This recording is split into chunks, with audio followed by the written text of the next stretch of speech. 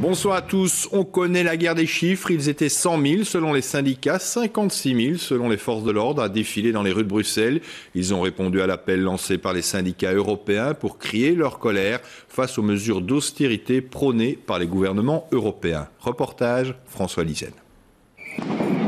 Ils ont débarqué de partout pour battre le pavé au cœur de l'Europe. Une véritable marée multicolore. Des dizaines de milliers d'euromanifestants venus scander les slogans qui les unissent. Solidarité contre l'austérité, voilà résumé en 2 mots le pourquoi de cette manifestation. Venus en masse des pays limitrophes, du sud de l'Europe ou encore de Roumanie, de Pologne ou de Bulgarie, ils ont répété dans leur langue leurs craintes pour le futur. En tête de l'interminable cortège parti de la gare du Midi, les responsables syndicaux européens. Derrière eux, la base. Ces travailleurs et ces employés révoltés face aux mesures prises par certains gouvernements européens pour lutter contre la crise économique. Il ne faut pas toucher à l'âge de départ à la retraite pour renflouer les caisses, disent-ils, mais créer de l'emploi pour sortir la tête hors de l'eau. L'Europe économique existe, l'Europe sociale n'existe toujours pas. Donc ce qu'il faut, c'est montrer la puissance des ouvriers, des travailleurs, pour qu'au moins une fois pour toutes, on puisse prendre l'Europe sociale en compte. On n'en fait jamais assez, mais cette fois-ci, s'ils ne comprennent pas encore, la prochaine fois, on ira les sortir. Hein, parce que ça commence à bien faire. Hein. Le défilé bruyant et bon enfant a longé la petite ceinture de Bruxelles avant de plonger vers le quartier Schuman, cœur des institutions européennes. Le cortège a ensuite rejoint l'esplanade du Cinquantenaire, lieu de dislocation de cette manifestation qui aura réuni entre 56 000 personnes selon la police et 100 000 selon les syndicats. Une importante mobilisation qui aura rassemblé tous les âges et résonné dans toute l'Europe. Les forces de l'ordre étaient bien sûr mobilisées pour cette manifestation. Elles s'y étaient préparées de longs mois. Il y a eu 220 arrestations administratives, un chiffre que l'on peut qualifier de relativement bas. François Mazur. Ça, c'est pour les images spectaculaires des interventions policières lors de cette journée de manifestation. L'arrestation administrative de plusieurs dizaines d'activistes en queue de cortège. Mais se limiter à ça serait trompeur. Vu l'ampleur du rassemblement, du jamais vu depuis 2001, ces incidents sont relativement mineurs. Il faut dire, pour la police, cet événement, c'est 6 mois de préparation et une mobilisation de très grande ampleur. Combien de forces de police sont mobilisées pour cette grosse manifestation? Je dirais ça varie, c'est proche de 2000 personnes. Tout compris, oui, 2000 policiers. C'est toujours un test important parce qu'on veut toujours avoir une balance, un équilibre entre le droit de s'exprimer, c'est un droit fondamental dans notre démocratie, mais aussi bien évidemment que tout se passe bien. Et pour que tout se passe sans trop d'encombre, il s'agit de rester relativement discret, prêt à intervenir, mais sans trop se montrer, pour ne pas éveiller quelques esprits échauffés. Filmez-les! Les règles sont établies avec les syndicats et en accord avec le bourgmestre de Bruxelles. La philosophie première, comme nous l'avions fait en 2001 d'ailleurs, c'est le moins de police visible, mais une police très proche. Et sur le terrain, cette philosophie se confirme. C'est une manifestation sociale, nous sommes un peu tous concernés quelque part. Donc le but du jeu, c'est de garder, comme je l'ai dit, une certaine convivialité de toute manière. Au final, les autopompes et autres services spéciaux d'intervention sont restés majoritairement inactifs, mais dans ce cas-là, c'est plutôt bon signe. Les 3 grands syndicats du pays avaient mobilisé les travailleurs. Les Belges sont bien sûr inquiets pour l'avenir économique du pays, surtout en période d'incertitude politique. Reportage, Justine Katz. Ils ont abandonné leurs bus et leurs trams pour aller manifester. Ces agents de la STIB, la crise économique, ils la ressentent au quotidien. Aujourd'hui, près de la moitié du personnel s'est joint au mouvement européen. Ce n'est pas aux travailleurs ni au transport public de payer la crise des banques. L'argent, il faut aller le chercher chez les millionnaires, chez les banques qui recommencent à faire des millions de bénéfices. Mais les travailleurs de la STIB ne veulent plus entendre parler d'austérité, de restrictions budgétaires. Les Belges sont venus des 4 coins du pays pour protester, mais aussi pour proposer leurs solutions pour sortir de la crise. Par exemple, par une taxe sur les transactions financières, qui a moyen de récolter de l'argent pour ça, de l'argent pour les travailleurs, pour les allocataires sociaux. De la même manière, il y a aussi, dans le cadre de la lutte contre la fraude fiscale, moyen de récolter des fonds. Les manifestants belges sont inquiets, avec un gouvernement toujours en affaires courantes et des négociations communautaires qui s'éternisent. Les problèmes socio-économiques tardent selon eux à être résolus. début de la crise, je crois qu'il y a eu des réactions très intéressantes et qu'ils avaient conscience de la façon dont il fallait gérer le problème. Malheureusement, ils sont un peu dépassés aussi par tout ce qui se passe et les programmes d'austérité vont se mettre en place et dans des cadres qui ne sont pas spécialement positifs ni corrects et qui ne permettront pas d'avancer. Wallons, Flamands et Bruxellois voulaient se montrer solidaires avec leurs voisins européens. Demain, les chauffeurs de la STIB reprendront le travail en espérant avoir été entendus. On l'a compris, l'austérité au centre de cette manifestation toute la journée. Paradoxe d'une certaine façon, chez nous en Belgique, il n'est pas encore véritablement question d'austérité. Et cela parce que le gouvernement est en affaires courantes. Il ne peut donc prendre aucune décision majeure. Caroline Hick.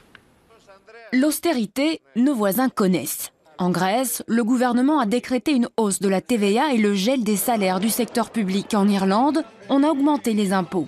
En Belgique, par contre, pas encore de réelles traces d'austérité. Je dirais même au contraire, parce que vous avez parlé d'austérité aux gens dans la rue, et pour beaucoup d'entre eux, ils viennent d'avoir une augmentation de 2%, soit de leurs allocations, soit de leurs pensions, soit de leur salaire. Donc on ne peut pas vraiment parler d'austérité au jour d'aujourd'hui. Mais ne nous réjouissons pas trop vite, car il faudra bien faire des économies, en Belgique aussi. Pas de panique, on exécute le budget 2010. Il y a le pacte de stabilité qui a été déposé auprès des instances européennes, qui a été approuvé. Nous savons quel effort il faut faire pour 2011, il faudra le faire. Et donc, espérons que dans les semaines à venir, les choses se débloquent et qu'on puisse prendre des bonnes décisions. C'est-à-dire, dès qu'un gouvernement sera mis en place, car en affaires courantes, ce n'est pas possible. Mais lorsque le sujet arrivera sur la table, les syndicats seront très vigilants. Ils continueront à rejeter l'austérité. Passer par l'austérité, je dis clairement, c'est injuste socialement, c'est économiquement imbécile. C'est idiot, il faut être clair, parce que si on fait de l'austérité à tout crin, on va casser les perspectives de reprise. C'est vraiment tout le contraire qu'il faut faire. Ce qui nous préoccupe, c'est que toutes les discussions au niveau institutionnel qui sont en train de se dérouler, pour nous, c'est aussi un prétexte pour certains partis de droite, dont la NVA, de pratiquer des mesures d'austérité. Les syndicats ont demandé à Yves Le Terme de répercuter leur message global au niveau européen, puisque la Belgique préside actuellement l'Union. Dans la foule rassemblée aujourd'hui à Bruxelles, beaucoup de citoyens européens, ils sont venus d'un peu partout. Pour eux, la solidarité européenne doit jouer face à l'austérité, on l'a compris. Bernard Leplat. France, Allemagne, Grande-Bretagne, sans surprise, ce sont les pays limitrophes qui étaient les plus représentés à Bruxelles aujourd'hui. Certains participants étaient pourtant venus de beaucoup plus loin, comme ces syndicalistes roumains qui, dans leur pays, savent déjà ce que le mot austérité veut dire. Nous réclamons tous ensemble, nous aux autorités, nous pour les pauvres gens, oui pour travailleurs, au job, une nouvelle ville, vieille, et pour nous et pour nos enfants. L'Italie est particulièrement concernée pour les décisions de la Commission européenne, du Conseil européen et aussi pour que le gouvernement italien est l'un des plus durs en appliquant ces décisions. Une cible commune, les gouvernements qui ont décidé de venir en aide aux banques. Le gouvernement a donné plusieurs 100 milliards d'euros aux banques pour les sauvegarder. Et pour les plus pauvres, ils ont décidé de ne pas augmenter leur monnaie. À 15h, les participants se retrouvaient sous les arcades du cinquantenaire et c'est le Britannique John Monks qui a une fois de plus martelé le slogan.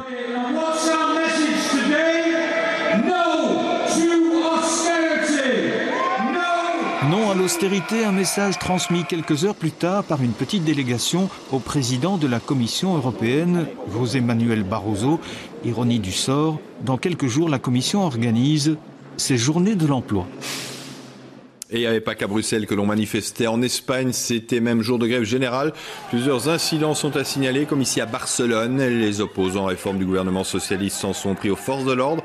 Les Grecs aussi étaient dans la rue, tout comme les Polonais. Plusieurs milliers de syndicalistes se sont rassemblés devant le siège du Premier ministre Donald Tusk sous le mot d'ordre « Non aux coupes, oui au développement ».